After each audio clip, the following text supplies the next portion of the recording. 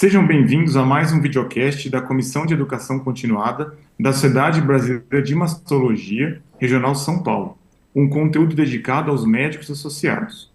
Aqui, nós, mastologistas e membros da comissão, contaremos com a presença de colegas especialistas em diversas áreas para um bate-papo sobre temas relevantes e atuais relacionados à nossa especialidade. Hoje vamos abordar a primeira parte do nosso videocast, com o que mais importante foi discutido no 19º Consenso de St. Gallen, que aconteceu no último dia 15 de março, em Viena, na Áustria, e vai nortear as condutas para os próximos 2 anos de câncer de mama. Eu sou Rafael Pelor, que estamos aqui com a Renata e o Dr. Lincoln Mori, nosso coordenador da Comissão de Educação Continuada, e nossos convidados de hoje são o mastologista, vice-presidente, então, da Sociedade Brasileira de Mastologia, Dr. Cícero Urban, e o oncologista, Dr. Daniel Gimenez.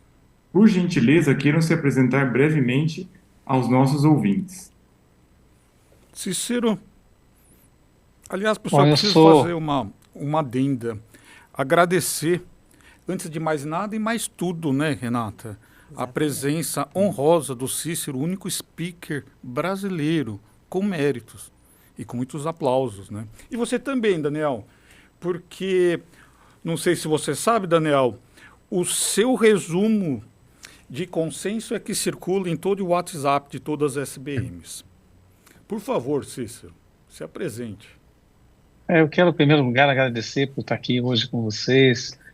Sou vice-presidente da Sociedade Brasileira de Mastologia, sou mastologista em Curitiba, e esse ano eu tive a honra de ser painelista em St. Gallen e também speaker e chair em uma das sessões, e foi uma experiência muito importante. Eu acho que vale a pena a gente estar aqui dividindo tudo isso e discutindo o que saiu e o que não saiu e o que deveria sair em St. Gallen esse ano.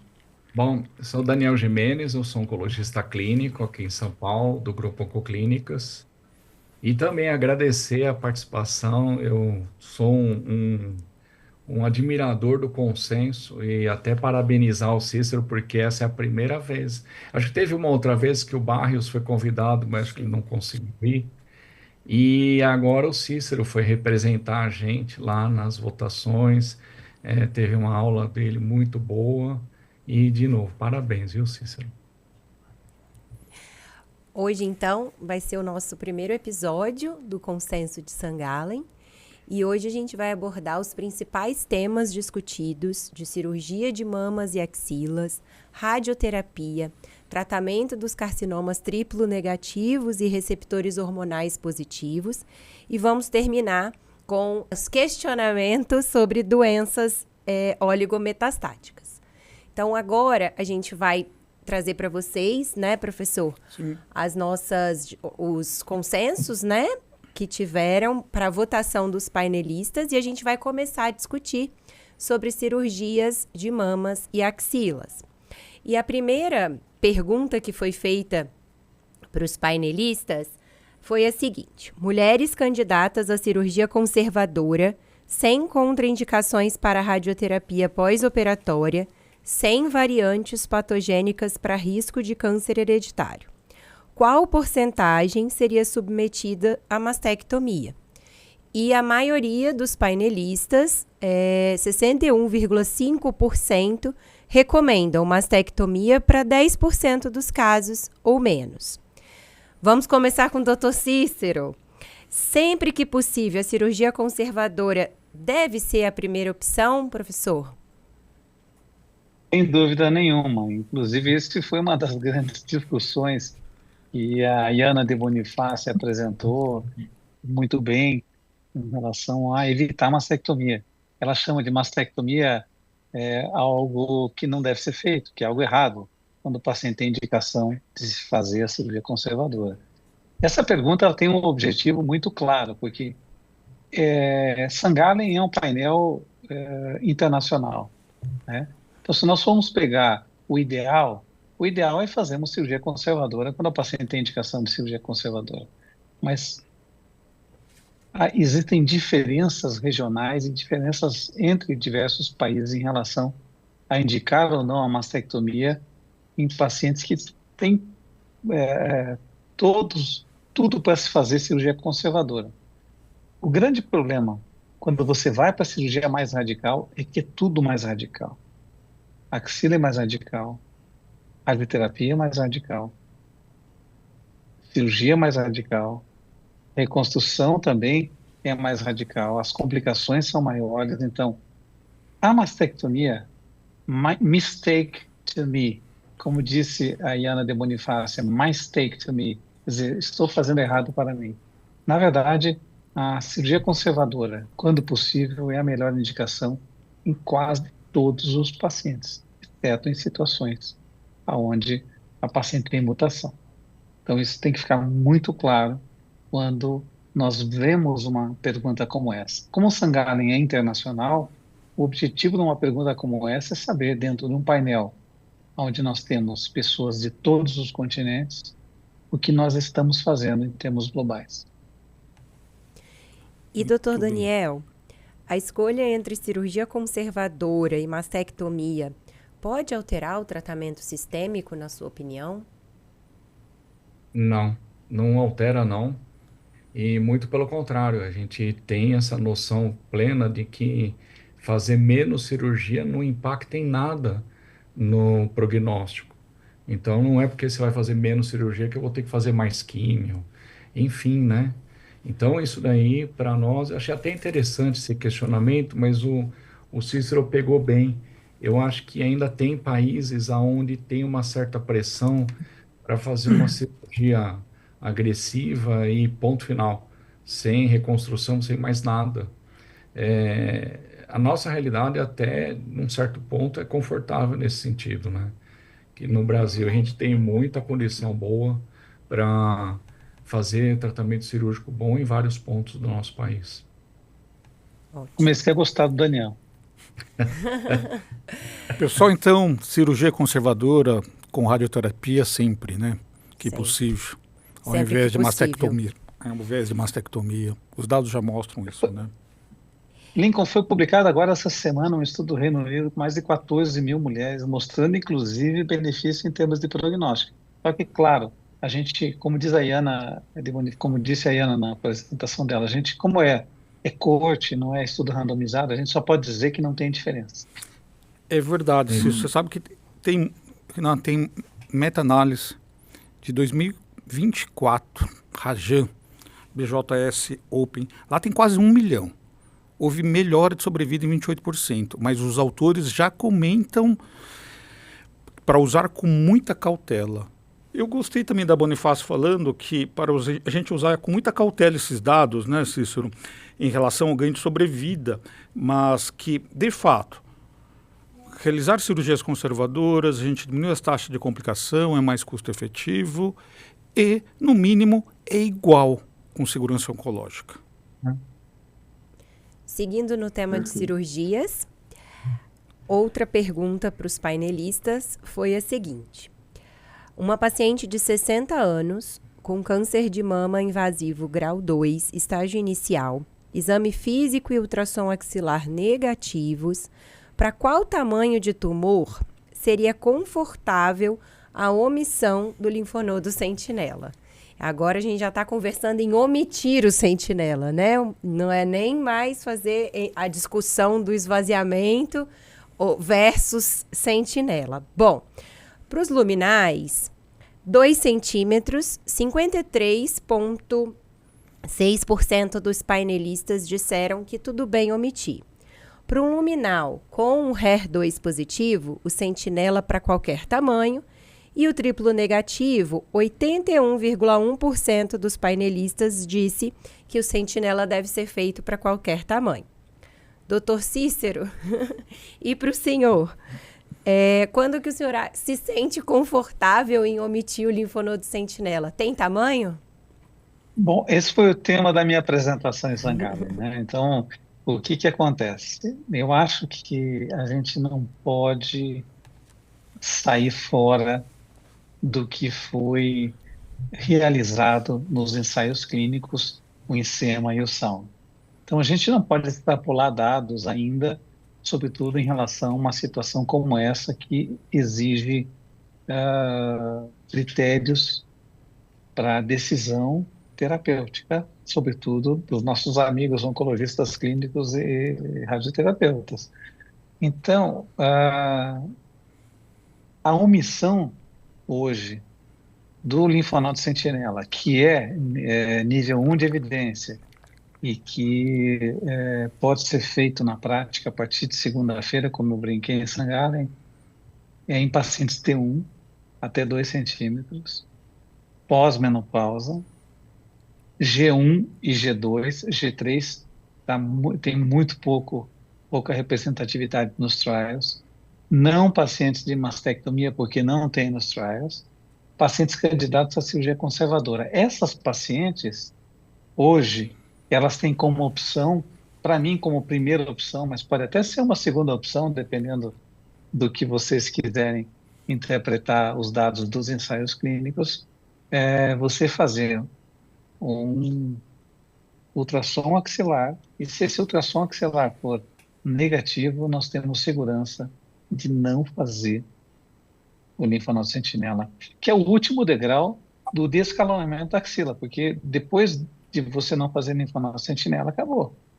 E linfonodo sentinela, a dissecção axilar e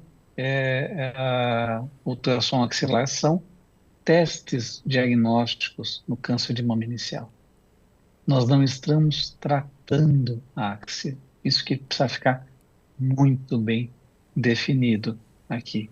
São testes diagnósticos.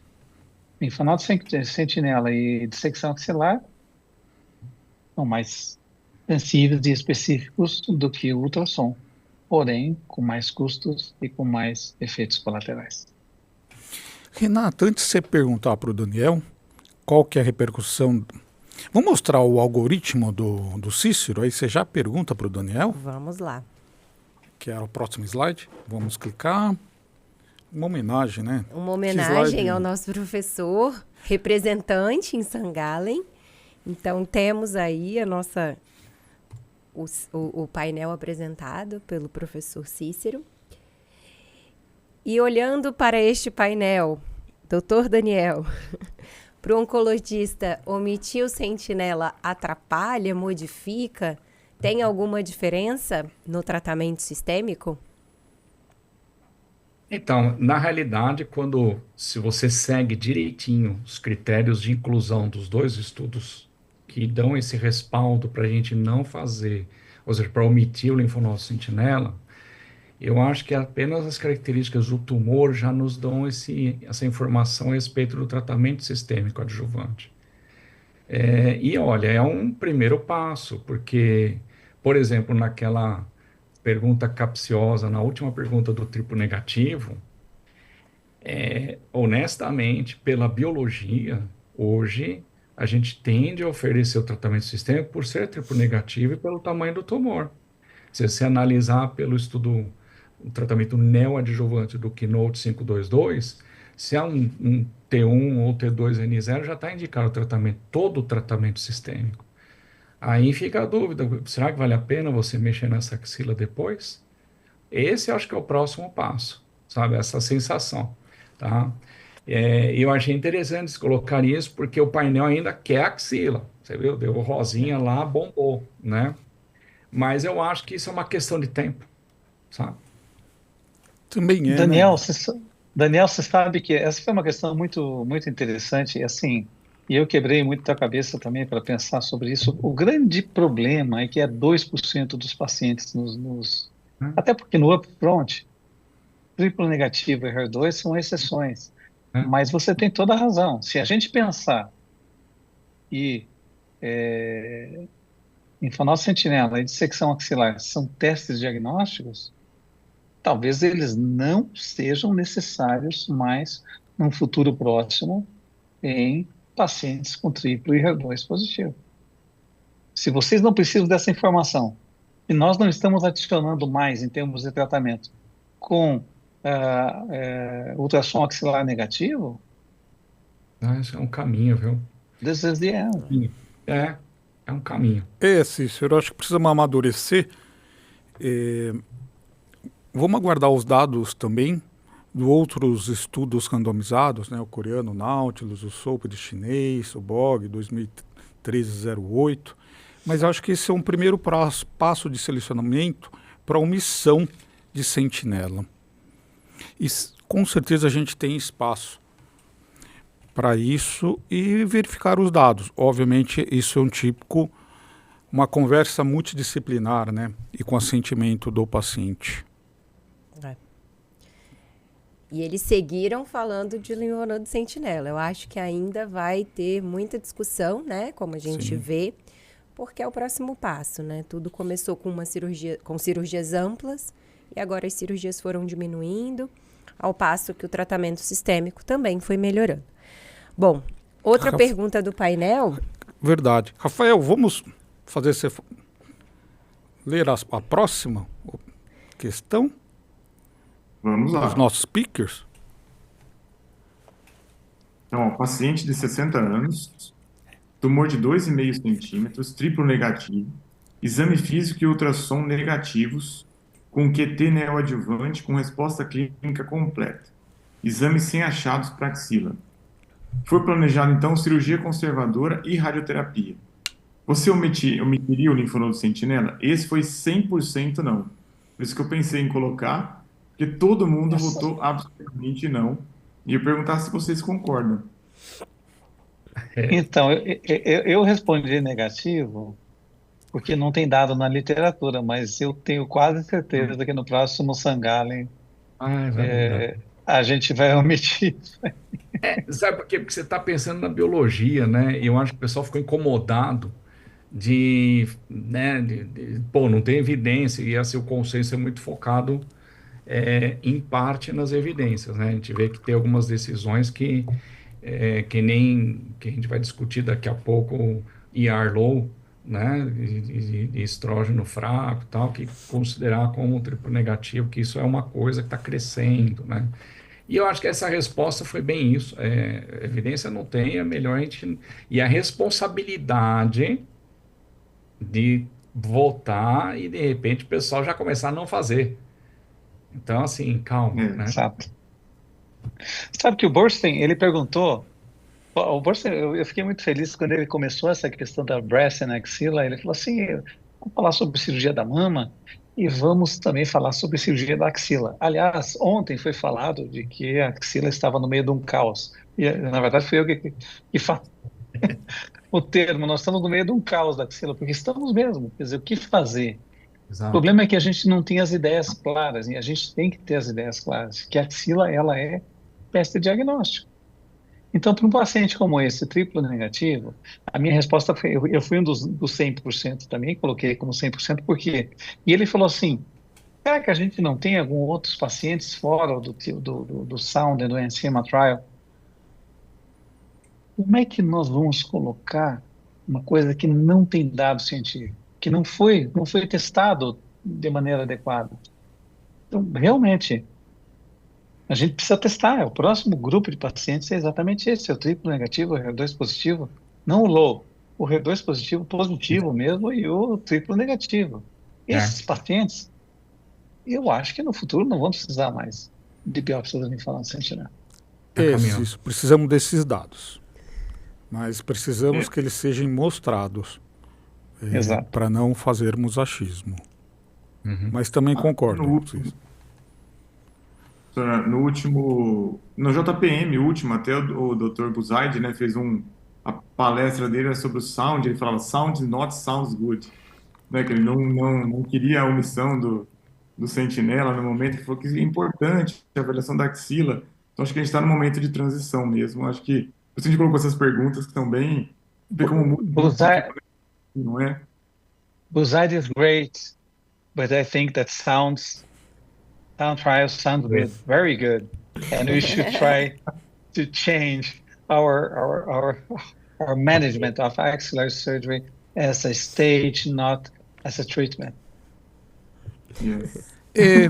Mas eu entendo como a discussão é complexa e ampla, né? Porque a adjuvância, a axila, atualmente, principalmente para os tumores mais agressivos, ela tem uma importância na terapia sistêmica, seja na indicação principalmente de radioterapia.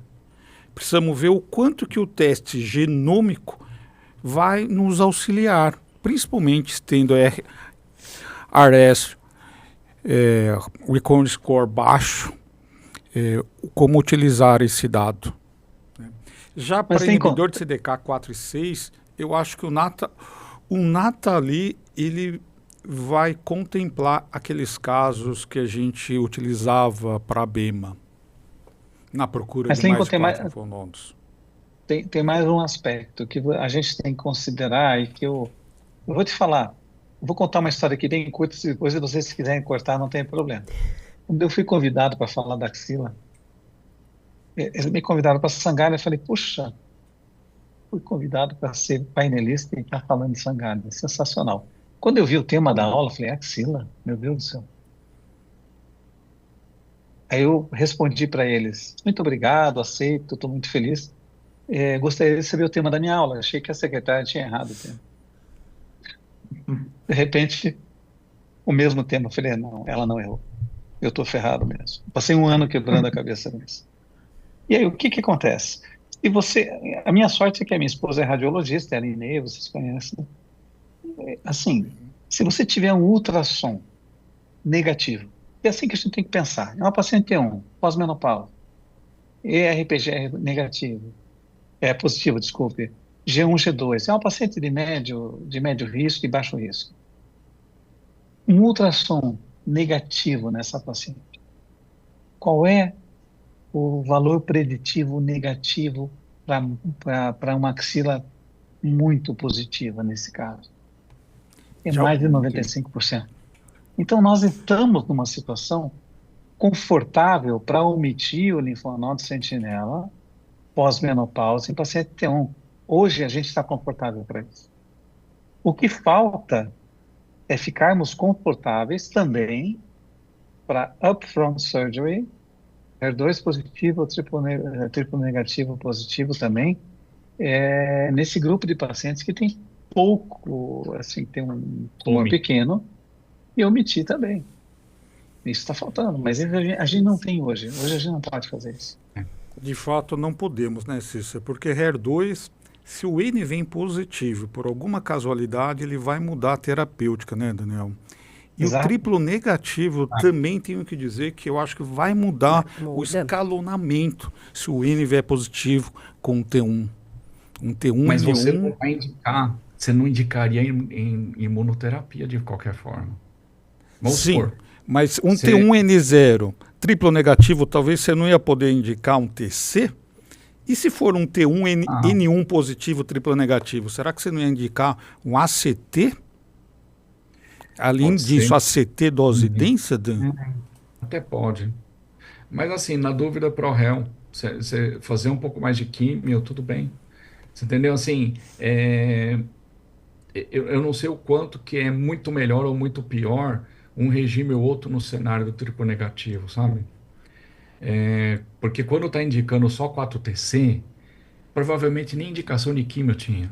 Tem uma análise do Matteo Lambertini, de tumor até 1 centímetro, triplo negativo, o impacto da químio não tem. Então é aquela história. Na dúvida, acaba fazendo, né? Mas se você tiver que indicar químio em triplo negativo, honestamente, eu tenho um pouco de dificuldade de tirar a antraciclina, quando realmente tem indicação. Agora, quando fica naquela zona mista, aí você acaba pecando por excesso com um cheirinho de químio, né? Não é bem um cheirinho, né? Você sabe qual que é o problema, Lincoln, num tema como esse? Por que esse tema gera tanta discussão e tanta controvérsia? Porque nós temos que ter a visão do oncologista clínico, a visão do radioterapeuta, a visão do cirurgião e a visão do radiologista, todas juntas. E você só pensa com a cabeça da oncologia clínica, com a cabeça do radioterapeuta, do cirurgião ou do radiologista, não tem como. Por isso que o grande desafio nosso, e foi o ponto final da minha apresentação, é a questão da multidisciplinaridade. Não é uma decisão do cirurgião. Não pode ser. Porque se é uma decisão do cirurgião, a hora que eu mandar minha paciente o Daniel, o que ele vai fazer? Cadê a biópsia do linfonodo sentinela? Cadê o sentinela nisso aqui? Não tem o sentinela. E aí ele manda para o radioterapeuta, se tem sentinela, socorro. Enche a paciente de radioterapia. E pior, o paciente pega, doutor, eu fui fazer uma segunda opinião, ele falou que o senhor errou. O senhor não fez a biópsia do linfonodo sentinela. Cadê a informação da minha axila? A paciente, Não. coitada, perde muito com isso, porque ela fica em pânico. É um horror. Não tenho dúvida que isso precisa ser acordado dentro de um tumor board, né? Ah, Rafael, vamos para a próxima questão? Vamos lá. Apesar de Então, ricas. paciente. Bora.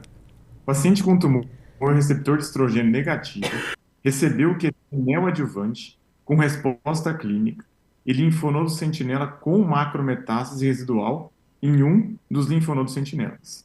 Ela irá para a radioterapia. Qual cirurgia axilar adicional deve ser recomendada para uma paciente YPN1, mas somente 3 milímetros, em um de 4 linfonodos sentinela?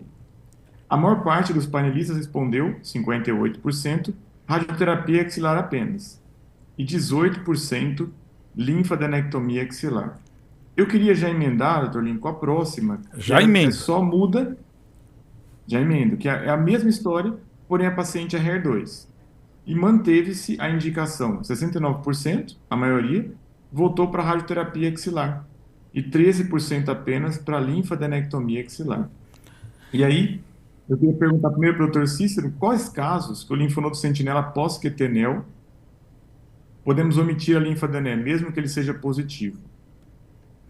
Rafael, só preciso fazer só uma adenda rapidinho.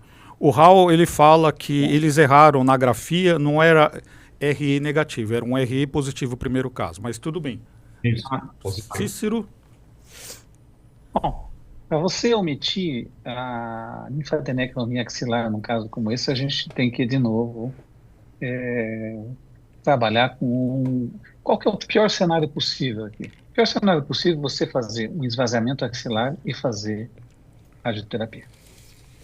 E numa paciente que vai fazer mastectomia ainda. Esse aqui seria o pior dos piores. É a paciente que vai ter mais efeito colateral, vai ter qualidade de vida prejudicada e tudo mais. Esse é o que nós temos que tentar evitar. O que está se fazendo e que eu acho que vai ser o futuro nos próximos anos é o Taxis. Ou seja, você está com essa axila marcada. Você faz um esvaziamento axilar mais focado e faz uma radioterapia mais focada. Esse que é o ideal. É isso que a gente tem que tentar fazer. Mesmo que isso lá na frente vá mostrar que tem um pouquinho mais de recidiva axilar, que é uma coisa que eu acredito que não vai acontecer. E a axila, de novo, ela não melhora o prognóstico.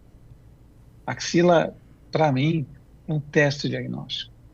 E é um teste diagnóstico que você só vai passar para ser tratamento na hora que não for um tratamento para melhorar a sobrevida, mas para melhorar as recidivas locorregionais. Então, se é uma paciente que você vai melhorar a recidiva locorregional, ótimo. Vamos fazer um esvaziamento axilar menos agressivo e vamos fazer a radioterapia. Mas a situação pior que nós temos que evitar é a radioterapia em paciente com mastectomia, esvaziamento axilar agressivo, e essa paciente, sim, tem um risco maior de fazer linfedema e ter um prejuízo da sua qualidade de vida. E a pergunta que nós temos que fazer não é para mim, é para o Daniel. Daniel, o quanto essa axila vai ajudar no teu tratamento sistêmico? Porque se ele me disser assim, Cícero, nada, bom, não vai mudar nada o teu tratamento sistêmico. O radioterapeuta não vai mudar nada o plano de radioterapia dele. Então eu tenho que começar a pensar e nós temos que discutir em três aqui o que a gente vai fazer. O Dan, a gente já pode adiantar o Alliance 11202 em omitir a linfadené? Não, assim, eu prefiro aguardar o resultado, mas assim, só seguindo a votação que eu votaria Sim. da radioterapia. Aliás, foi interessante que até no HER2 aumentou um pouquinho mais, porque a necessidade é zero, né? Não sei porque alguém lá ainda quis esvaziar, né? Por causa que Não fui eu. Não fui eu. Já decidiu. Agora, no luminal, eu acho que a turminha que queria esvaziar, é que não só por questões conservadoras, né, ainda querer esvaziar e tal, mas talvez em busca de mais linfonodos. Mas a pergunta foi interessante, porque se você propôs tratamento neoadjuvante, por baixo é um 2B, né? É um tumor grande, pão luminal. Se você indicou neo, provavelmente você tem muita doença, talvez muito volume e um certo grau de agressividade. O que isso provavelmente já qualifica para participar ou para receber inibidor de ciclina. Então, você vai esvaziar mais para quê? Só para dar encrenca depois? Então, não tem necessidade, tá? Sei lá, em busca dos 4 linfonodos, não vai rolar. Assim, todos os estudos de tratamento de linfonodo sentinela não agrega quase. Você vai buscar nos outros. Eu tive a oportunidade de participar da fase de treinamento lá no AC Camargo, que fizeram, não eu cirurgicamente, mas assim, como oncologista clínico, e o pessoal pedindo para o Mourão parar. Falou, Mourão, chega, não vamos parar, porque a gente já está treinado. Sempre o linfonodo positivo, o sentinela ou positivo, a vasta maioria deles não dá mais nada. Então vamos parar de esvaziar, chega. Você entendeu? Então a gente foi percebendo que é isso mesmo. E que quando é luminal, a vasta maioria não vai passar disso, não vai passar dele, né? Então, poxa, vai mudar? Não, vai. Seria uma enorme zebra vir 4 ou mais linfonodos. Mas nesse caso, já foi indicado o tratamento neo, provavelmente porque a carga tumoral já capacita para participar de tratamento adjuvante com inibidor de ciclina. Então, para quê? Né? Então, deixa essa axila sossegada, gente. Porque Cícero, depois vai ser caro, né? Cícero, sim. Cícero e Daniel, eu acho essa pergunta muito controversa ainda. Eu acredito que o Alliance 11202 será positivo. Os dados precisam mostrar e dissecar esses dados melhores. Os dados em relação se só radioterapia ele vai cumprir em ser não inferior como desfecho. Interessante que entre os painelistas, a Judy Boger votou contra, Charlotte Cole, que é uma PI, uma grande inglesa, participante de vários estudos de radioterapia, também votou contra, e a Fátima Cardoso. Hoje, se fosse seguir por uma diretriz, guidelines, não estaria errado realizar a dissecção axilar. Entendo a pontuação, a colocação plena do Cícero e do Daniel defendendo isso. Eu também quero acreditar nesses dados, mas diria que isso depende da discussão novamente do tumor board, ciência da paciente, desejo e preferência da mesma e ciência, para não ter aquela situação que recorre na axila local-regionalmente. Nossa, o senhor não me explicou tão claramente isso, a sua equipe não me explicou. Aliás, eu passei em outro grupo e eles comentaram que, na ocasião, o dado de diretriz era para dissecar. Bom, é uma questão bastante controversa. Mas... Lincoln, eu acho que esse é um ponto importante no seguinte sentido. Veja, qual vai ser o limite entre axila estadiamento e axila tratamento? Isso que precisa ficar claro para a gente. Isso ainda não está claro. Porque na maioria das vezes o que a gente pensa é na axila tratamento. Imagina, essa paciente está, né? Se você tem uma situação de uma paciente que tem uma série de outros parâmetros demonstrando que essa axila, pós-quimioterapia neoadjuvante, ela teve não só axila, mas a própria mama. O resultado da mama mostrou que o resultado foi ruim em termos de resposta.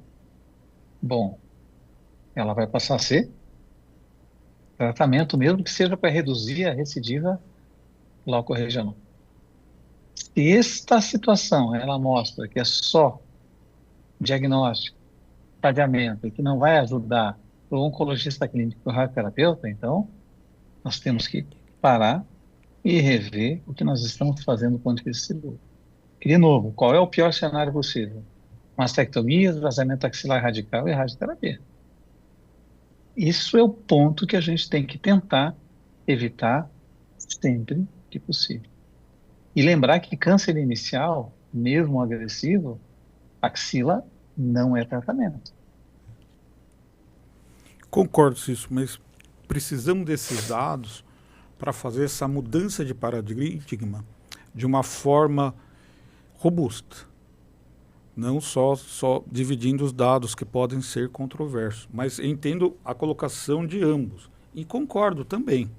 E também imagino que axila como tratamento, hoje já temos poucos cenários de axila para tratamento, para dissecção axilar mesmo. Mas isso é uma questão extremamente controversa. Não estou questionando, viu, Cícero? Na verdade, estou tentando argumentar, fazendo o papel do advogado do diabo. Ou advogado. Deixa eu só fazer um parênteses aí. É que Sangallen, essa é a graça de Sangallen. Você vê a leitura dos formuladores de opinião nas respostas. Você está vendo o que está você vai começando a ler as pessoas. Você vai vendo o resultado, olha, os caras já estão pensando nisso, né? Não é que é para fazer ou para não fazer, mas é o que os caras já estão pensando e que às vezes nem ainda, como você falou, tem desse estudo do Alliance para sair, mas não é que eles estão sabendo, é a percepção da pessoa, ó, se eu estivesse com essa situação, à luz do que eu tenho hoje, que não está ainda, né, muito bem acertado, mas o que você faria? Entendeu? Então aí esse não é nível de evidência, né? Que a gente tem que partir desse princípio. Sangallen não é considerado nível de evidência, mas é legal demais. Tanto que nós estamos aqui reunidos para isso, né? Muito bem pontuado. Professor, né? a gente pode depois fazer um capítulo só sobre axila, mas a gente tem que seguir, que Sangallen foi extenso, então vamos para o próximo tema, radioterapia. E a próxima pergunta, uma paciente de 66 anos, submetida a mastectomia, receptores hormonais positivos, HER2 negativo. Esse tumor era de 1,6 centímetros, 1 de 3 linfonodos positivos. A radioterapia, nesse caso, deve ser recomendada? 49,2% para a parede torácica e radiação nodal, foi o que os painelistas responderam, e 40% sem radioterapia. Estendendo um pouquinho, esse mesmo caso para paciente de 41 anos, 47% respondeu parede torácica e radiação nodal e 47% sem radioterapia. Doutor Cícero, na sua opinião, por que teve essa divergência? Daniel, não pode ser você não, senhor, porque o senhor que vai indicar a radioterapia no final das contas, eu mando para o oncologista clínico, ele vai mandar para o radioterapeuta. Mas depois a gente sabe que você tem um viés em casa, né? Então a gente quer a sua opinião, então. O que acontece é o seguinte, a gente já tem dados suficientes para que 1 a 3 linfonodos positivos, o benefício é mínimo. E os efeitos colaterais são grandes em relação à radioterapia com reconstrução e mastectomia. Então, assim, eu vou colocar na nossa realidade, onde eu trabalho, nós não indicamos mais, a não ser que tenha alguma coisa de altíssimo risco para essa paciente, mas mesmo assim, a gente discute, claro, sempre dá um embate entre a radioterapia, nós da cirurgia, sobretudo da reconstrução mamária, mas é uma paciente que vai ter ela tem um risco de um prejuízo grande para a sua qualidade de vida com esse tipo de indicação. E a gente já tem hoje um trial demonstrando que para 1 a 3 linfonodos o benefício praticamente é mínimo. Eu não sei qual é a posição do Daniel, mas realmente a gente... Cícero, vocês já conseguiram convencer os seus radioterapeutas? Porque aqui em São Paulo é complexo. Uma coisa legal, sabe o que é, Lincoln, que eu vou dizer para você, que nós estamos fazendo em Curitiba, e eu trabalho com um grupo muito legal de radioterapeutas. A gente briga, mas é um bom sentido. Eles veem os resultados, sabe? A curto, médio e longo prazo. Porque eles têm que entender, porque assim, indicar radioterapia com base em dados, sobretudo de 30 anos atrás, estudo dinamarquês, pelo amor de Deus, chega disso. É um estudo que tinha 18% de recidiva, 12% de recidiva em mastectomia, quer dizer, uma mastectomia mal feita, não dá mais para fazer isso. Eles têm que ver a consequência da radioterapia em cima de uma prótese, para a qualidade de vida do paciente. Quer dizer, as pacientes com câncer de mama hoje estão vivendo, graças à terapia sistêmica e também ao que nós estamos fazendo, ao diagnóstico mais precoce e ao entendimento melhor da biologia tumoral, estão vivendo muito mais. E se você vai indicar radioterapia com base a dados de 20, 30 anos atrás, bom, nós vamos ter os resultados de complicações, efeitos colaterais de 20, 30 anos atrás. Cícero, vamos ver o Daniel. Daniel, já que o Cícero já adiantou, eu mando o caso para você. Como é que seu radioterapeuta, o grupo de radioterapeuta com quem você trabalha, ele manejaria esse caso? Então, ele ainda recomenda. Mas deixa eu só colocar um comentário sobre essas duas perguntas, que mudar a faixa etária, mas vamos combinar que 68, né? É isso? 66. 68 tá bom também. 68 tá bom. 66, 68. Colocou o ponto de corte do Prime, que é o estudo irlandês de não fazer rádio. Mas vocês hão de concordar que isso não é mais ponto de corte atualmente. Né? Assim, porque é isso, gente, mais de 65 não é idoso. Né? Tem que ter uma pessoa numa condição clínica terrível para ter uma expectativa de vida curta. Né? Então, eu acho que a idade foi uma falha da pergunta, só uma crítica. Acho que vou supor aqui entre nós, tivesse uma paciente de 85 anos com esse perfil, era muito provável que seria muito natural nem encaminhar para o radioterapeuta, porque já seria implícito de que, né? Ou não, de repente a expectativa de vida de uma senhora de 85 é muito maior do que uma de 60, cheia de problemas cardíacos, etc. Então, assim, a idade, gente, você tem que tomar muito cuidado. Tem uma ferramentazinha chamada iprognosis, que você consegue estimar a expectativa de vida do idoso.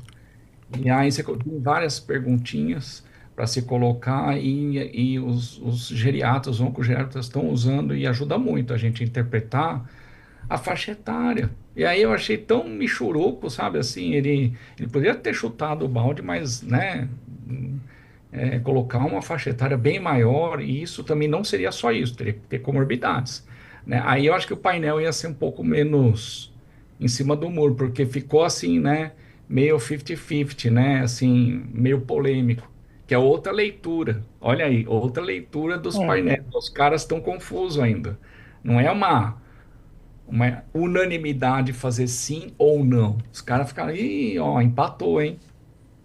Empatou porque precisam, né, de outros dados e tudo. Então, assim, eu acho que essa leitura é muito interessante, Daniel. Eu acho que uma outra coisa que a gente tem que pensar também é o seguinte: o painel, as perguntas, elas são feitas em cima de uma narrativa que vai ser escrita depois. Então, na hora que você diz assim, olha, nessa idade não houve também na pré-menopausa, quer dizer, significa que o tema está totalmente embaralhado e que precisam de mais respostas. Então, a narrativa em cima do que é respondido também, ela nós tivemos um número enorme de perguntas, mais do que foi apresentado, né? A gente recebe essas perguntas com antecedência, onde a gente pode modificá-las, sugerir alterações e novas perguntas. Depois que fecha tudo isso, a gente recebe as perguntas e tem que responder em casa. Responder em casa, depois eles vão apresentar, a gente não sabe o que aconteceu. O resultado vai aparecer depois lá na plenária, e daí você vai votar novamente quando precisa, ou não vai votar. Né? Mas geralmente esses temas polêmicos continuam polêmicos. O Dan, tenho que dizer que eu trabalho em duas instituições que você conhece, e uma delas, os colegas aceitam quando o recurrent score é baixo, tentando adiantar os dados do MA39. Rafael, vamos seguindo na temática radioterapia? Então, a próxima paciente submetida a mastectomia, reconstrução com prótese, linfadenectomia axilar, um T3N2 com 8 de 11 linfonodos positivos. Indicado radioterapia pós-mastectomia, incluindo irradiação nodal regional. Recomenda-se. 57% dos painelistas, 57,9%, voltou pelo hipofracionamento, 15 a 16 sessões. E 42,1% a radioterapia convencional, 25 sessões. Eu queria saber de vocês quando que a gente deve indicar, então, o hiperfracionamento e quando a gente deve manter a radioterapia convencional. Para ser Podia ser sincero, a gente não tem. podia ser pro Daniel primeiro mesmo. Pode ser. Honestamente, eu acho que sim. Provavelmente, outra vez, vendo a leitura, acho que o pessoal mais conservador ficou com receio de adotar ou falar abertamente que está fazendo o que se faz para todo mundo hoje, que é o hipofracionamento. Mas os critérios de inclusão, talvez não entre essa carga tumoral. E eu honestamente posso ter um comentário, assim, até um raciocínio simplório demais, mas eu não sei se isso vai fazer diferença. Pode fazer diferença sim, se incluir outros campos. Aí é outra história, né? Mas assim, hipo ou mais fracionado, eu acho que o fast forward está fora, né? Que é que Sim. tal em breve, talvez até entre. Mas eu acho que assim, eu não me incomodaria em responder um ou outro. Eu acho, eu sou mais moderninho, eu ficaria no No fracionamento hipo. de coisas. Dan, Eu, eu tenho uma interpretação. eu ficaria no hipo. Eu ficaria no hipo e vou te falar que o Philip Portman fez ele falou também uma coisa muito interessante. Ele disse assim, que o convencional deveria já sair de circulação. Mas eu ficaria no hipo e aí estaria muito tranquilo também, Daniel, como você. Por Daniel efeito. Cícero, a minha interpretação é que é um viés que, tirando o Reino Unido, onde nasce também os trials de hipofracionamento, ultra hipofracionamento, existem vários países na Europa, assim como nos Estados Unidos, que o pagamento é feito pela quantidade de sessão, não pelo tratamento. E ponto. E também acho que é hipofracionamento. Ótimo. Consenso. Tendência forte. Renata, Consenso. Vamos trocar de tema novamente, então. vamos. Entrando Bora. agora para a terapia sistêmica, vamos falar dos triplo negativos. Pergunta: uma jovem saudável apresentou um pequeno nódulo mamário e foi diagnosticada com câncer de mama triplo negativo de alto grau. Na ressonância magnética e na ultrassonografia, o tumor mede aproximadamente 1,74 centímetros de tamanho e a axila era clinicamente negativa. Você recomendaria quimioterapia neoadjuvante em combinação com a imunoterapia? Responderam que não, 53,7%, e responderam que sim, 46,3% dos painelistas. Dr. Daniel, a gente pode indicar a imunoterapia fora dos critérios do Keynote 522? Pode, mas não vai ser aprovado pelo auditor. Mas a pergunta tem antes dessa pergunta, teve mais ou menos uma indicação tradicional, enfim. Mas aí o Harry Burst realmente quis provocar. E brincou. E brincou com esse vírgula não sei quanto, aí 76, mas o que ele queria dizer é o seguinte, por causa de uns milímetros, não é mais T2. Uhum. Eu assim, será que é isso que nós estamos fazendo é certo? Vamos supor, esse tamanho desse tumor, um QIMI-7 de 90, entendeu? Um grau 3, paciente hiper jovem, você não vai indicar. Você entendeu? Assim, aí vem outra questão dura. Qual é o real impacto? Será que a gente precisa mesmo fazer pembro para todo mundo? Então, ele quis jogar mesmo na fogueira para ver aí a leitura de novo. Deu empate, praticamente. Não é assim, unanimidade. Mas teve gente que falou assim: ai meu Deus, olha, que eu acho que indico, hein? E de repente, na dúvida, mas assim, o duro aqui no Brasil, isso não tem, nem nos Estados Unidos, é T2N0, né? E nem na Europa também. Nem na Europa Então, também. Nem na Europa, Cícero. Você ia ligar para o patologista, é isso mesmo? Ou ia ligar para o cara da imagem, gente, não tem como botar uns 3 milímetros aí? Não, entendeu? Esse é o ponto. E na oncologia é assim, você tem que escolher um ponto de corte. Na oncologia mamária, de modo geral, você tem que escolher um ponto de corte. E as decisões têm que ser tomadas de uma forma organizada. E aí você tem que ter variável dicotômica, não dá para ser variável contínua, né? Não. Por isso que ele Não. brincou com esse número e foi ele que botou lá na hora. Aliás, na verdade, a gente, né, porque assim, é 1,79, quer dizer, que brincadeira é essa, né? Primeiro que não sai um laudo desse jeito, mas na realidade, você tem razão. Na prática, o que você vê é isso. Às vezes, por 1 milímetro, você deixa de fazer um tratamento que custa Muito 300 dinheiro. mil, 400 mil reais a mais por causa de 1 milímetro, e que na hora você vê assim, puxa vida, o quanto isso é. Por isso que eu acho que o futuro, ao invés da gente estar vendo decisão anatômica, milímetros, nós vamos ter que começar a trabalhar com inteligência artificial e com critérios que vão estar se somando para você poder dizer, não, essa paciente, os riscos são esses aqui, o benefício vai ser esse. Porque os critérios que nós temos hoje, por mais que tenham melhorado muito do que nós tínhamos há 15, 20 anos atrás, ainda assim são critérios muito baseados em anatomia, muito baseados em TNM, Aí, né? Ainda a gente tem esse viés e a gente raciocina assim. Ó, você está discutindo terapia adjuvante com uma paciente que passou por cirurgia, um T1, AB, M0, triplo negativo. Você normalmente recomendaria quimioterapia se o tumor fosse pelo menos o quão grande? Aí eu destaco que 76,1% votaram que ele fosse acima de meio centímetro. Aí, isso. doutor Daniel, eu queria perguntar para você, a partir de qual tamanho devemos começar com a quimioterapia neoadjuvante ou devemos indicar a quimioterapia neoadjuvante para o triplo negativo? Neo, Adjuvante ou adjuvante? Quando indicaríamos adjuvante e quando ah, indicaríamos neoadjuvante? tamanho de tumor é uma questão assim, para triplo negativo, eu tinha comentado antes, essa análise do Matteo Lambertini, abaixo de 1 centímetro, o benefício foi super duvidoso, que foi a análise do Sears, que assim, tudo bem, que não é uma evidência, né? Mas se tratam de muitos pacientes que foram avaliados. Então, às vezes algum viezinho acaba sendo corrigido na trajetória. O fato foi, teve gente que não recebeu versus gente que recebeu. Não deu diferença nenhuma abaixo de 1 centímetro.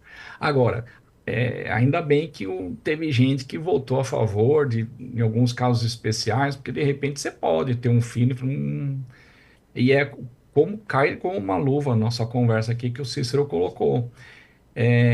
Tá faltando critério. Tá faltando, porque todo mundo aqui, às vezes, tem uma historiazinha de um tumor de 2 e 3 milímetros, que alguns anos depois, pumba, apareceu doença, né? Então, é difícil. Agora, acima de 1 centímetro, né, você viu, né? Vai subindo. Essa foi uma das perguntas que vocês responderam em casa, né, Cícero? Porque essa aí veio Sim, pronta. Essa veio pronta. essa, Sabe? Essa essa daí. E foi legal, porque você vê que vai aumentando o tamanho do tumor, vai aumentando a indicação. E tá perfeito, eu acho que é esse mesmo. Mas, de novo, foi uma resposta com variável contínua, entendeu? Vai aumentando, né? Então, assim, não tem uma regra rígida. Mas, assim, até 5 milímetros você tem que ter algum apelo muito forte para fugir dessa minoria. Agora, a maioria acima de 5 tá bom. Cícero, você usa ponto de corte para upfront surgery triplo negativo 1 centímetro ou 2? na prática nós usamos 1 centímetro. Eu não sei se nós estamos certos, Daniel, não sei qual é a tua opinião, mas a gente tem usado 1 centímetro. E normalmente o que a gente viu a discussão lá é 2, mas na realidade o triplo negativo e o HER2 positivo a gente tem realmente pelo menos para avaliar padrão de resposta e você saber onde é que você está lidando. Não sei em termos de prognóstico, eu acho que isso não vai ter nenhum tipo de diferença. Mas a gente tem usado na prática um fim. Também acho uma questão controversa, Cícero, a depender de Daniel, dados. mude a nossa rotina, Daniel. No HER2 não, porque assim, um tumor pequeno, né? Ele vai fazer. Aliás, eu sou muito mais favorável a fazer tratamento adjuvante que você faz TH do que você submeter um TCHP, um TREN2, que é um tratamento extremamente tóxico. e provavelmente Não, desnecessário. no HER2 eu estou de Agora, no acordo. tripo negativo, então, no tripo negativo, não tem indicação de imuno, pode fazer adjuvante, entendeu? É dois, sim. Rafael, continuando. Ok, vamos para a próxima. Então, você está ainda na temática triplo negativo. Você está tratando uma paciente triplo negativo, estágio 2, linfonodo positivo. Ela também tem uma variante patogênica, BRCA1 ou BRCA2 deletéria. E recebeu TC e AC, pembrolizumab neoadjuvante e obteve resposta completa. Você recomendaria olaparib adjuvante? A maior parte dos painelistas respondeu que não, 84,8%, e 15,2% respondeu que sim. E aí já vou emendar com a próxima questão, que é um caso semelhante, porém com tumor residual. Essa primeira não tinha, com tumor residual em linfonodos axilares. E aí mudou, 66,2% recomendaria pembro com olaparib, adjuvantes, e 24% pembro mais olaparib e mais capecitabina. E aí eu vou para outra questão polêmica para o Dr. Daniel, quando devo associar as terapias no caso do triplo negativo? Tá, ótimas perguntas. Bom, só a primeira pergunta é assim, nos critérios do Olimpiá, você precisa de ter a ausência e resposta completa patológica. Então aí o olaparib entra. Aqui não seria o caso, eu acho que alguém indicou por algum outro motivo, alguém imaginou que sim. Mas assim, a maioria estava, no meu entendimento, mais correto. Embora eu tenha aqui umas críticas em relação aos critérios de recrutamento do Olimpiá, porque recruta só porque tem mutação patogênica BRCA1, BRCA2. E ele não contempla tumores não mutação no BRCA1, BRCA2, também tem deficiência de recombinação homóloga e que eventualmente iriam se beneficiar. Mas enfim, na época era o que tinha, o recrutamento foi esse e ferrou. Tá aí, tá? É o que temos para hoje. A gente não pode pensar em PALB, sem mutação com deficiência de recombinação homóloga que tem, entendeu? Então enfim, é uma coisa que vai ter que ser corrigida em algum momento. Agora, as associações são complicadas. Então, vamos supor uma paciente que não tem resposta completa patológica, ou seja, a imuno fez o papel dela, bem ou mal. Só que aí, no segundo Keynote 522, o pembro agrega. Mesmo, assim, não é bom, mas ele é melhor que não fazer nada. Agora, se você vai substituir por olaparib, como eu já ouvi alguns colegas, alguns pares, falando, tem o alvo, vamos para o olaparib. Aceito, é aceitável. Né? Associar é aceitável, mas eu tenho um incômodo, embora tenha estudos fase 1, fase 2, em um cenário metastático, que é seguro. Agora, se é melhor, honestamente, não sei. E eu tenho minhas dúvidas. Assim, outro dia veio uma paciente com doença residual de 1 milímetro. Um BRCA1 mutado. Então, 1 milímetro, microinvasor. Eu falei, segue o jogo com pembro, que eu não vou entrar nessa seara tóxica, porque é bem tóxico, né? E aí, o que você tinha perguntado? Capecitabina. Capecitabina também. Essa é uma opinião minha, tá? Então, assim, eu não votaria capecitabina. Por quê? Capecitabina, ela foi testada e deu certo no universo oriental. Ponto. Um ponto. Segundo ponto, o GEICAM tentou reproduzir os resultados com só triplo negativo, que na realidade o Critex era com luminais também. A história do triplo negativo foi uma análise não planejada. E aí, no grupo do GEICAM ocidental, não deu certo. Zebra, não sei, talvez era favas contadas, porque é um grupo ocidental. É que na oncologia não mamária, a gente já sabe que fluoropirimidina é uma benção para oriental. Tudo funciona para oriental com fluoropirimidina. E já no ocidental é um pouco diferente. E no estudo da Alliance, que é a nossa amiga, como chama a nossa amiga? É uma oncologista clínica lá que estava trabalhando em Vanderbilt, eu esqueci. Mas ela tocou e apresentou o Alliance, que era Érica doença Maier, residual. não. Ela mesmo. E aí ela mostrou que platina e capecitabina, ambos são decepcionantes no tratamento dessa doença residual. Então, assim, a sensação é que não é por aí. Assim, não diria uma certa inocência, mas trabalhar com resistência. Ah, é resistente a uma química, vamos dar outra. Eu acho que em HER2 o conceito pega. Que dando TDM1, você mudou a história.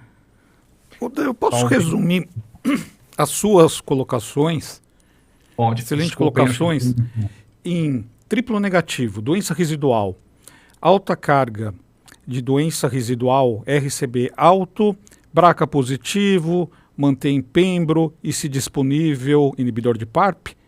BRCA Tá bom. negativo, uma alta carga de doença residual, você mantém pembro e talvez xeloda?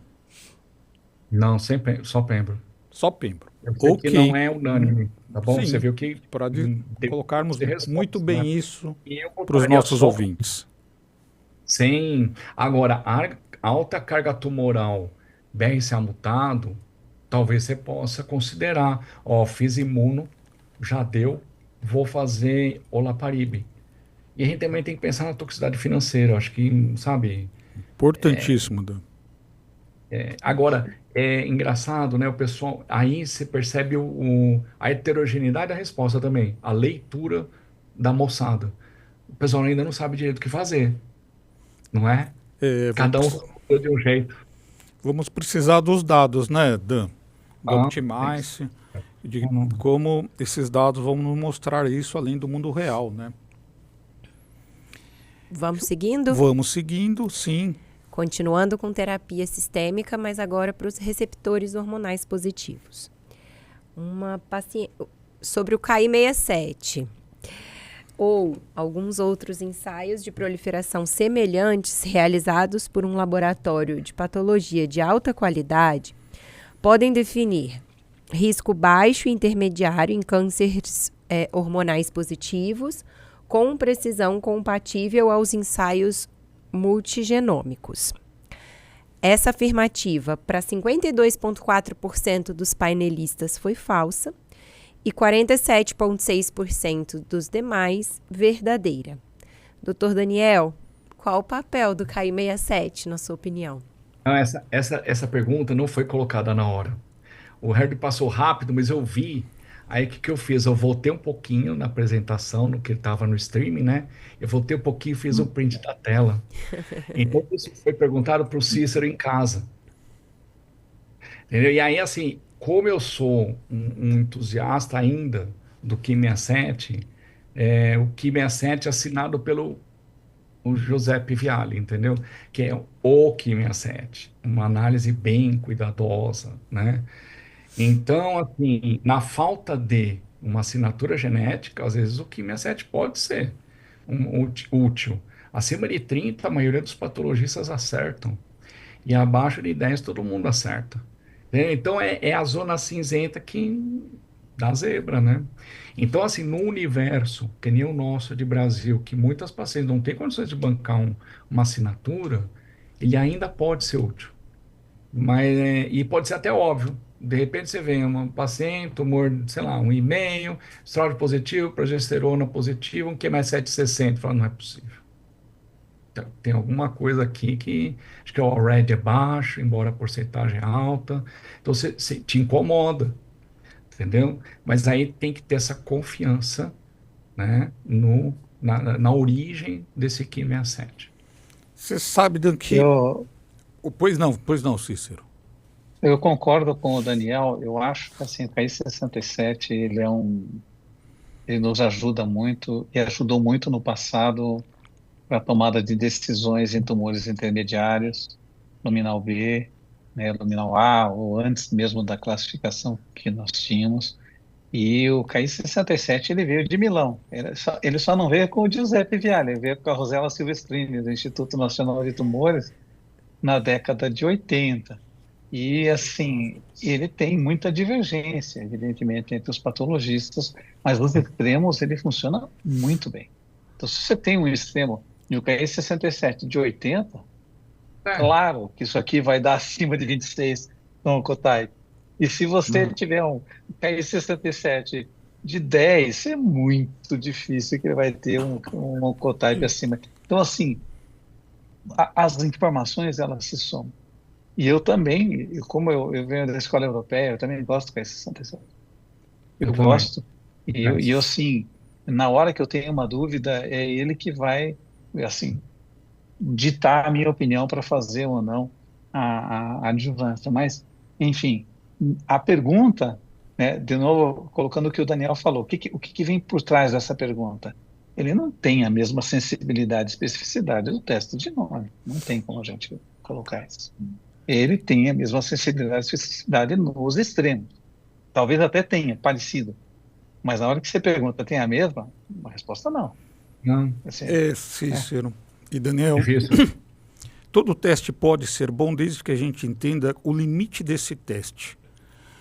Boa. E, na verdade, eu acho que sim, tem uma ferramenta que já cada vez mais há literatura e com certeza atrás dessa pergunta tem uma outra, que a gente só não utiliza testes genômicos para todas devido ao custo, Renata.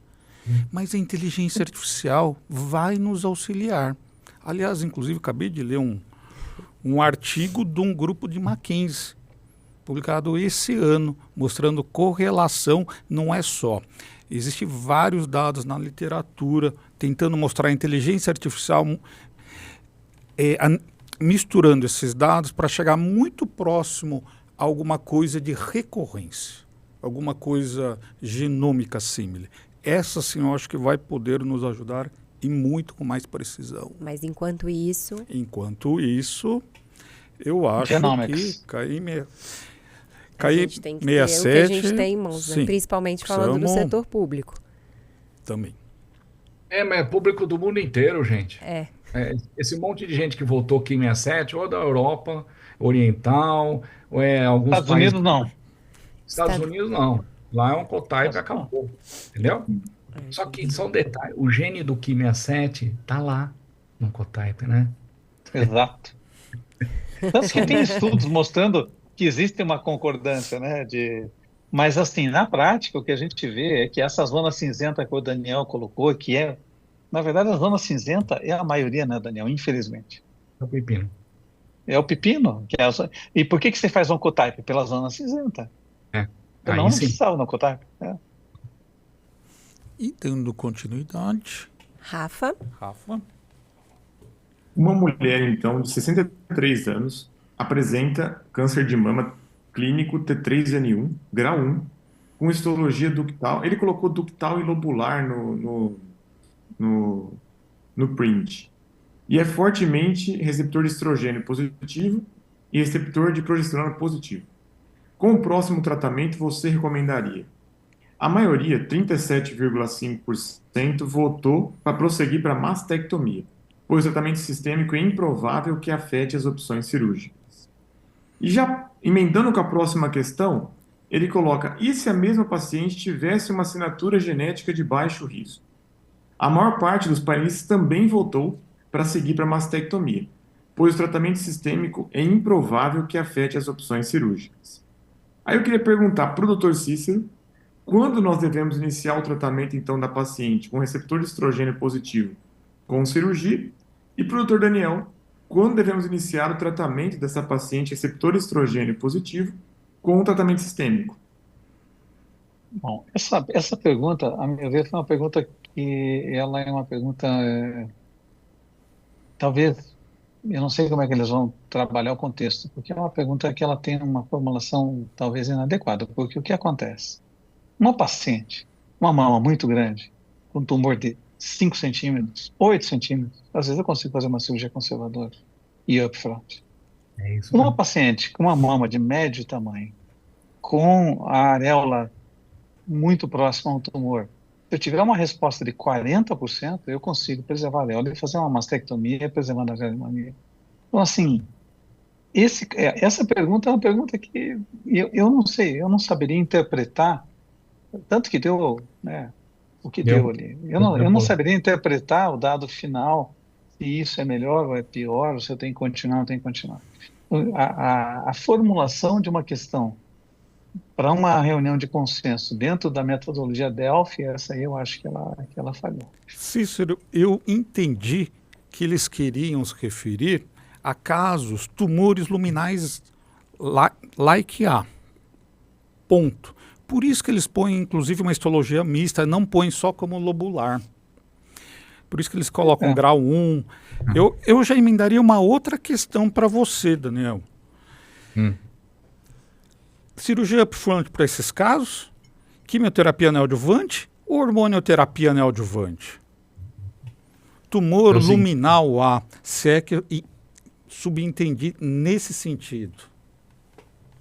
Então, assim, na realidade, o que eu lido na prática é assim, se o mastologista já encaminha para mim, ele falou, Daniel, pelo amor de Deus, faz alguma coisa aí, para ver se eu consigo melhorar o tratamento cirúrgico. Pronto. Tratamento neoadjuvante está indicado. Agora, qual a estratégia terapêutica é outra história. Então, eventualmente, você pode fazer só endócrino neo, você começa com endócrinoterapia neoadjuvante e sente. Se tiver uma baita resposta em 1 mês, 2 meses, você já acertou o caminho. Já vai. Agora, não respondeu nada, fica esperto. Porque provavelmente você está lidando com uma doença que não é endócrino sensível. E às vezes é o volume, tem muita coisa que interfere aí, né? Então, assim, dependendo, aí eu te falhou, talvez, na pergunta, como o Cícero bem colocou. Se fosse todos esses questionamentos, mas assim, ou indicação, ou seja, já estava indicado o tratamento NEO. Você está indicando o tratamento NEO, você vai fazer o quê? Vai fazer químio, né? Eu acho meio over, né? Então, a quimioterapia neoadjuvante só está indicada quando você indica a quimio adjuvante.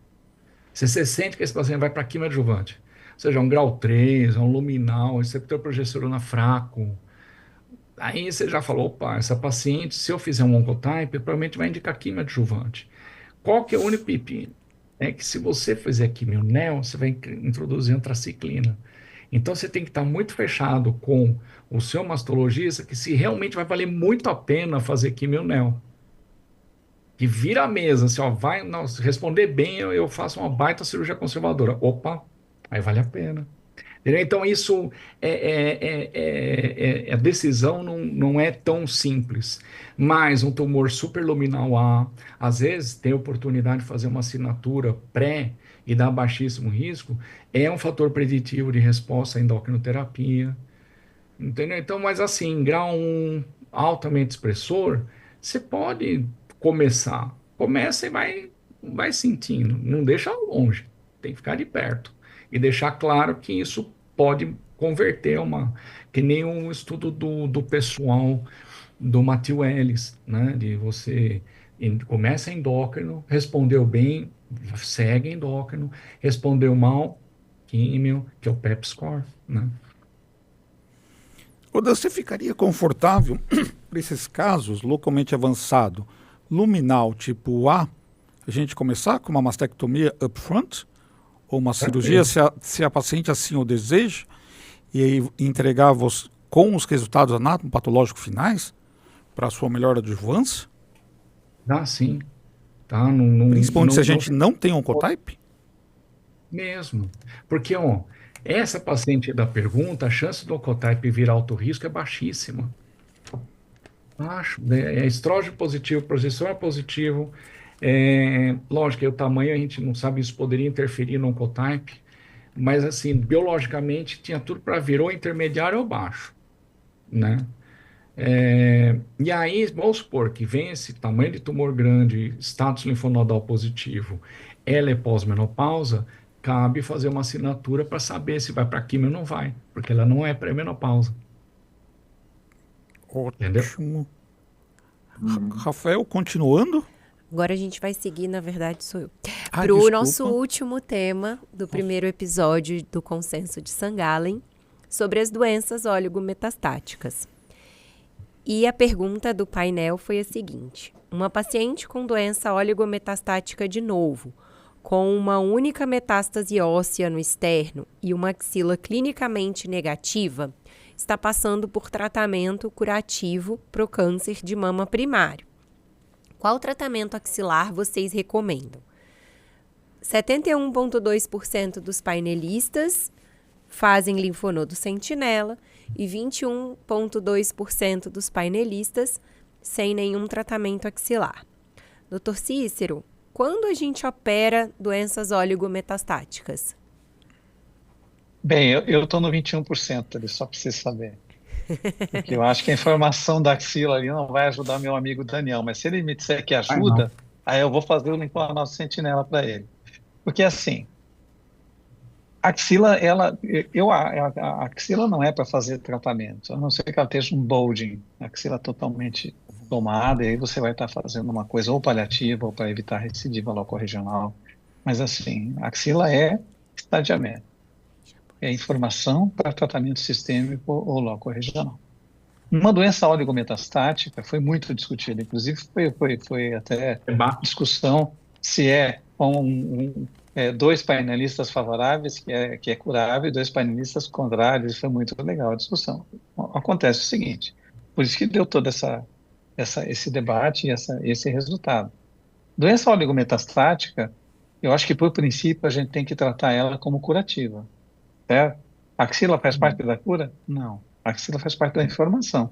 O Daniel me disse assim, a axila não traz nenhuma informação. Ultrassom negativo, está tudo negativo? Esqueça. Trata o tumor residual. Eu fiquei muito feliz, sabe? De tirar a oligometástase do simpósio da Fátima Cardoso, do Advanced Breast Cancer, que é tudo metastático. Entendeu? Que aí você consideraria como uma doença incurável, que aliás foi uma apresentação até muito boa do canadense na sexta. Aí ele falou, vocês não voltam com o coração, hein? Volta com a evidência, tal, volta com isso aqui. Todo mundo voltou com o coração. Porque na realidade, se você buscar evidência clara, de fato você tem dificuldade. Mas tem coisa, gente, que não é tão simples assim de você enterrar uma paciente no estadio 4. E não é tão 4. Assim como o 3C já foi 4, né? E agora é 3C, entendeu? Assim, fossa, né? Não é tão 4, hein? Pelo amor de Deus, é um 4 que vai muito bem. Então, ainda mais essa paciente com lesão única no externo, sabe? Eu acho que assim, nada como se iniciar o tratamento sistêmico e sentir o caso. Você respondeu maravilhosamente bem. Eu acho que é aceitável controlar o primário, porque, gente, às vezes isso é na prática, pode guardar. Daí um ano e pouco, se tem um lugar para falhar, é no primário. Vai ser no local, exatamente. E quantos de nós não temos pacientes 20 anos vivas com metástase óssea única aí, que nunca mais... Eu tenho paciente, inclusive, com metástase hepática. Única viva há 20 anos, há 15 anos. E assim, eu posso dizer para ela que ela tá curada, claro que nenhum de nós vai assinar embaixo, mas que é muito provável que esteja assim. Agora, o triplo negativo lógico, a evidência até pessimista, né? Parece que você vai para o inferno se você opera. Deus do céu, a doença piora, tal. Eu tive uma situação assim que veio de encontro, uma paciente que era um triplo negativo, e aí estava tão bem controlada, mas o primário estava horrível. Era uma pedra aqui e ela estava otimamente controlada. Parece que a gente violou o trato, sabe? O acordo que a gente fez com a doença. Foi só operar, deixar ela linda, perfeita. Fez assim, ó. Foi horrível. Sabe? Então, em triplo negativo eu fico um pouco incomodado de operar o primário, mas luminal e HER principalmente, não, é outra história. E assim, vai buscar evidência? Não tem, é complexo, entendeu? E aí o painel ajuda a gente, nessa hora, a decidir uma coisa que você tem um fundamento muito frio e pesado, sabe? Então eu fiquei muito feliz de trazer a oligometástase para o nosso lado neo e adjuvante e trabalhar com bom senso. E, resumindo, né, eu gostei muito bem das colocações. Oligometástase, tratamento sistêmico, individualização do caso e subtipo. Em casos exceptional responder, respondedoras excepcionais, essa é uma discussão de tumor board e talvez possa ser beneficiado. por um tratamento locorregional, principalmente só mamário, também concordo, Cícero, que a axila daria muito pouco benefício. Muito bem. Em suma, Renata, Rafael, eu estou muito feliz aqui de ter convidado duas pessoas muito ilustres, o Cícero e Daniel, que só abrilhantaram nesse videocast número 1, pós-Sangalli. Então, gostaria de agradecer aos dois speakers, a diretoria SBM, ouvintes, você, Renata, Rafael, membros da Educação Continuada. E gostaríamos que, Renata, vamos fazer diferente, você dá a palavra para os nossos ilustres convidados. Eu também gostaria de agradecer. É um privilégio poder participar desses debates, ainda mais com o nosso representante, mais uma vez, o nosso representante brasileiro no Consenso de Sangalli. Então, como uma jovem mastologista, né, começando a minha carreira como mastologista, poder participar desses debates é muito engrandecedor.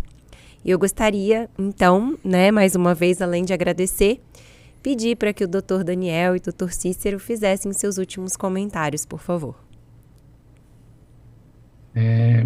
Sangalli, na realidade, essa é a 19ª, né?